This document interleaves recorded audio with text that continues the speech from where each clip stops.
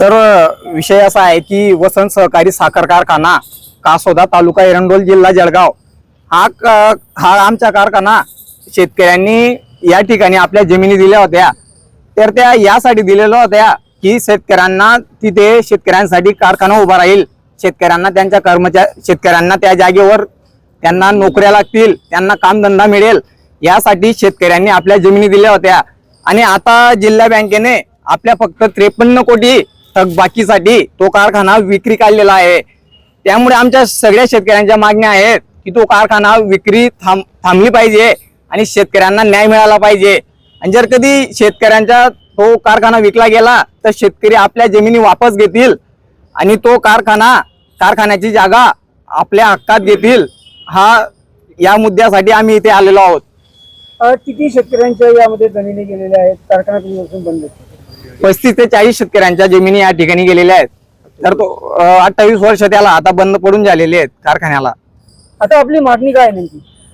कारखाना वाचलायला पाहिजे, तो कारखाना पुन्हा सुरू व्हायला पाहिजे आणि त्या ज्या ठिकाणी कारखाना आहे त्या ठिकाणी कारखाना सुरू होऊन शेतकऱ्यांना रोजगार मिळाला पाहिजे। ज्यांच्या जमिनी गेल्या होत्या त्यांना रोजगार मिळाला पाहिजे आणि आजूबाजूचा पण सगळ्या एरियाला त्या ठिकाणी काम भेटेल, हा आमच्या सगळ्यांचा हेतू आहे। कारण की तो कारखाना शेतकरी हितासाठी बनवला गेला होता, त्यासाठी आमच्या या मागण्या आहेत। पुढचा काय इशारा आहे तुमचा? जर कधी पुढचा काय इशारा असणार आहे? पुढचं पाऊल काय आहे? जर कधी हा कारखाना यांनी जर कधी विक्री थांबवली नाही तर शेतकरी आपल्या त्या ठिकाणी जमिनी तयार करून स्वतः तिथे पेरणी करतील, हे शेतकऱ्यांनी इशारा दिलेला आहे।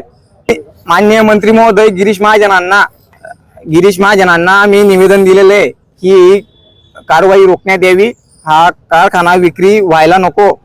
आणि जिल्हा बँकेच्या MD साहेबांना पण आम्ही ते पत्र दिलेलं आहे। आपलं नाव सांगा। मोहनीश विलास पाटील। वसंत सहकारी साखर कारखाना हा 23 तारखेला निलावाला शासनाने काढलेला आहे, पण आम्ही ज्या जमिनी दिल्या आहेत 400 रुपये एकर प्रमाणे दिलेल्या आहेत। शेतकऱ्यांनी यासाठी जमीन दिली होती की आमच्या मुलाबाळांना नोकरी मिळेल आणि कुठेतरी कामधंदा मिळेल, या उद्देशाने आम्ही जमीन दिलेल्या होत्या। पण शासनाने आता कुठेतरी कुणाच्या तरी बलाढ्य माणसाच्या घशात हा कारखाना घालायचा आहे आणि शेतीसाठी हा कारखाना घालायचा आहे बुवा, त्याचा उद्देश ठेवून हा कारखाना विक्री काढलेला आहे।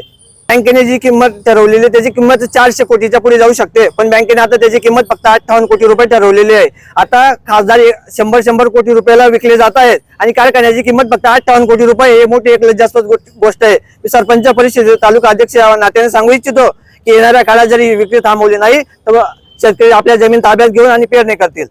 आपलं नाव सांगा। माझं नाव सचिन विठ्ठल पाटील, उमरे तालुका एरंडोल जिल्हा जळगाव।